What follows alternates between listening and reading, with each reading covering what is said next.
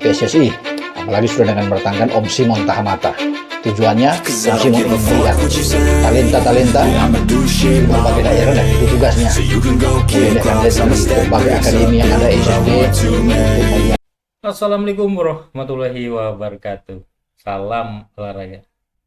Ketum PSSI, Erick Thohir menginginkan semua timnas kelompok umur harus kuat dan bagus, pembinaan yang berjenjang ya. Jadi adanya regenerasi untuk pembinaan, apalagi Indonesia saat ini telah mendatangkan Simon Tahamata dari Belanda untuk pembinaan seluruh kelompok umur, sehingga nanti kita tidak kerepotan lagi untuk mencari pemain-pemain yang berkualitas. Jadi kita saksikan bersama aja ya. Jadi saya kembali mereaksi channel YouTube Bung Ropan. Kita saksikan bersama apa kata Bung Ropan. Warahmatullahi wabarakatuh, salam sejahtera, salam sehat untuk kita semua. Semoga juga teman-teman bersama keluarga dalam keadaan baik-baik saja. Tetap semangat dan tetap masih akan berbicara, masih akan membahas seputar sepak bola. Ya, apalagi buat tim nasional kita, di mana kita tahu bersama kita juga sedang mempersiapkan diri ke putaran keempat Piala Dunia Zona Asia. Drawing sudah berlangsung di Kuala Lumpur. Sudah kita ketahui bersama bahwa kita di grup B, ya, sama dengan Arab Saudi, juga ada Irak di sana, dan saat ini juga sedang berlangsung Piala AFF atau sudah dengan nama baru ASEAN Cup U23. Kita nanti akan bertarung melawan Malaysia pada Senin malam di GBK. Pertandingan yang menentukan di grup A, terutama buat Malaysia sendiri karena Malaysia sudah kalah dengan 2-0 dari Filipina, walaupun mereka menang 7-1 dari Brunei, tapi itu kemenangan yang mungkin saja tidak akan berarti karena tidak akan dihitung. Makanya melawan Indonesia adalah saat yang menentukan, mendebarkan, khususnya buat Harimau Malaya Muda ini, karena mereka mau tidak mau harus menang melawan Indonesia. Sementara Indonesia sebenarnya imbang aja udah cukup untuk bisa memulangkan Malaysia dari pentas ASEAN Cup U23 ini. Tapi kita akan bicara nantinya untuk esok bagaimana persiapan timnas kita menghadapi Malaysia, dan juga dengan Malaysia kan di konten saya sebelumnya juga saya sudah bicara tentang timnas U23 kita. Tapi kali ini saya akan ngobrol tentang apa yang dikatakan oleh Ketua Umum PSSI Pak Erick Thohir, yang menginginkan bahwa tim nasional kita kemudian ya untuk tahun-tahun yang akan datang itu lebih kuat, penampilan lebih tangguh, tapi harus diimbangi juga dengan pembinaan yang berlapis di semua strata. Artinya akan berjenjang dari U17 masuk ke U20, masuk lagi ke U23 sampai ke senior. Karena cikal bakal untuk masuk ke senior itu berawal dari U17, U20, U23. Makanya pembinaan ini sangat penting di mata Pak Erick. Jadi dia ingin memunculkan nantinya untuk 3 sampai 10 tahun depan itu pemain-pemain lokal yang kuat, yang bagus. Tentunya tidak boleh hanya bergantung dengan beberapa nama yang saat ini ada di nasional, seperti ada Egy, kan, ada Ricky Kambuaya, Sayuri bersaudara yang bagus ya. Ini tidak boleh karena mereka kan juga akan nantinya umur akan bertambah. Makanya diharapkan oleh Pak Erick itu muncul dari U17, muncul dari U20, naik U23. Nah, U23 ini yang kemudian akan masuk ke tim senior. Nah, karena banyak di tim U23 ini rata-rata pemain-pemain yang berumur masuk ke 21 tahun. Ya, bahkan ada 19 tahun kan, dan Sraven masih 19 tahun, Buffon masih 19 tahun. Jadi memang masih mudah-mudahan. Nah, mereka ini yang nantinya akan dipoles terus. Ya, Gerald Van den Berg masuk ke Patrick Kluivert untuk menjadi pemain yang bagus. Lihat juga dengan pemain-pemain lokal kita. Makanya pembinaan itu akan menjadi concern buat PSSI, apalagi sudah dengan mendatangkan Om Simon Tahamata. Tujuannya, Om Simon ingin melihat talenta-talenta di berbagai daerah dan itu tugasnya. Kemudian dia akan lihat juga di berbagai akademi yang ada SSB untuk melihat bakat-bakat yang terpendam untuk bisa ya digodok, dilatih semuanya, diberikan kesempatan untuk bisa nantinya ujungnya ke tim nasional. Itu memang perlu waktu untuk ke depan, seperti yang dikatakan oleh Pak Erick, bahwa contohnya di tim senior kenapa harus butuh dengan 2 kali 11 pemain itu bisa lebih kuat di dalam ya.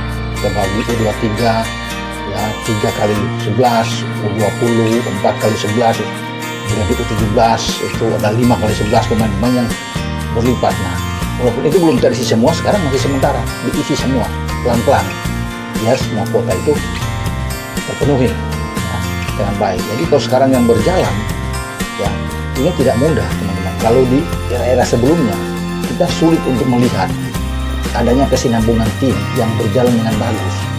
Yang saat ini 17, 19 ya, masuk ke 20, masuk ke 23 dan semua baik.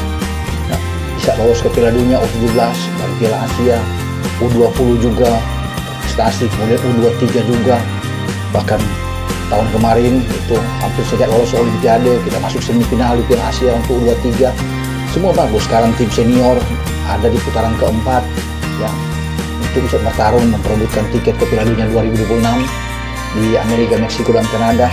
Jadi memang ya baguslah kalau bisa dikatakan dengan gincangan ini ya. Semoga terus akan berlanjut sehingga semua akan menjadi tim yang solid, yang baik, yang bisa diandalkan oleh Indonesia di berbagai usia. Ya, sekarang tim putri juga. Tim putri sedang dilihat untuk bagaimana kedepannya jauh lebih bagus. Belum ada kompetisi. Banyak yang menanyakan kompetisi kapan, kompetisi. Tapi itu sedang dipikirkan. Ya tentunya. Tadinya tahun ini mungkin tahun depan. Ya, dilihat dulu. Ya semua kalau sudah oke, baru digulirkan. Karena ini tidak mudah juga menggulirkan kompetisi. Jadi perlu memang. Dan itu sudah pikir. Kalau banyak orang yang mengatakan PSSI juga sudah berpikir jalan ke sana. Ya. Tapi sekarang yang dilihat adalah tim nasional dulu. Ini memang menarik. Belum ada kompetisi tapi tim nasional punya. Tetapi kita harus mengisi itu untuk mengikuti kompetisi-kompetisi yang ada. Nah, sambil memikirkan untuk menggulirkan kompetisi. Karena dari kompetisi baru bisa lahir pemain-pemain kita yang bisa balik. Kalau nggak ada kompetisi akan sulit memang untuk mendapatkan pemain-pemain yang bagus. Tapi itu juga kita akan lihat nantinya ke depan untuk urusan tim putri ini. Tapi ada satu juga yang diinginkan Bapak Erik yang mengatakan bahwa Liga dan PSSI harus jalan secara bersama, bergandengan tangan, terus serasi. Ya. Apapun itu ini bagus. Jadi jangan misalnya memutuskan itu tanpa diketahui oleh PSSI sebuah keputusan misalnya yang kemarin, ya regulasi baru yang ada untuk Liga Super kita, kan sudah berganti nama dari Liga 1. Teman-teman semua pasti tahu. Ya. 11 pemain boleh terdaftar, 8 bisa bermain. Dari sebelumnya kan 8 yang terdaftar, 6 yang bisa bermain. Sekarang naik lagi. Nah, ini terlalu mempersempit pemain-pemain lokal juga yang dirasakan untuk berkembang semakin sulit. Kemarin aja udah sulit dengan daftar 8-6 bisa bermain. Ya hanya mungkin 1-2 yang kita bisa melihat itu. Ya walaupun ada regulasi yang mengatakan bahwa setiap tim bisa mendaftarkan 5 pemain, 1 pemain bisa bermain dengan minimal 45 menit di babak pertama. Itu kan ada regulasi-regulasi yang ada di Liga 1. Sekarang juga akan berlanjut demikian. Tapi dengan 8 bisa bermain ini akan sulit. Cari striker aja berat. Makanya kita mendapatkan Ole. Ole sekarang mengalami cedera. Harus ada perlu lagi pergantian pemain-pemain yang baru yang akan masuk. Ada Morosis lah, tapi kapasitas dia, kualitas dia tidak seperti Ole. Makanya ini akan sulit kalau memang dipikirkan dengan bersama. Ada surat misalnya dari PSSI yang sudah mengirim ya, ke PT LIP untuk mempertimbangkan regulasi baru ini. Misalnya ya, kembali ke yang awal, setuju saja yang bisa bermain bukan 8. Dan ini bagus. Memberikan kesempatan kepada anak-anak muda kita pemain lokal untuk bisa berkembang dengan baik. Kalau nggak ada berat, sulitnya. Ataupun kalau memang ada harus pemain-pemain yang berkualitas yang datang, jangan pemain-pemain asal dan tanda kutip itu tarkam dari mana bisa datang nggak jelas dan akhirnya berujung-ujung akan berbahaya untuk pemain kita tim nasional kita. Seperti Ole yang mengalami dihajar oleh Paulinho kan di Piala Presiden, rugi kita. Ole yang dipersiapkan yang kita banggakan untuk dimainkan, diandalkan untuk putaran keempat nggak bisa bermain. Ya. Itulah yang merugikan. Dan memang klub-klub juga harus diingatkan untuk bisa membeli pemain jangan sembarangan karena hanya murah. Kemudian nanti akan merugikan kepada pemain-pemain nasional lainnya. Jangan sampai pemain-pemain tim nasional kita juga jadi korban. Tetapi juga berbalik. Klub juga tidak akan mungkin membeli pemain yang mahal kalau apalagi dengan uang pas-pasan. Hanya klub-klub dengan keuangan yang kuat yang bisa membeli pemain yang lebih berkualitas. Tapi kalau yang ada di bawah dengan budget mereka yang rendah, yang minim, akan sulit. Pasti pemain yang murah mereka akan dapatkan.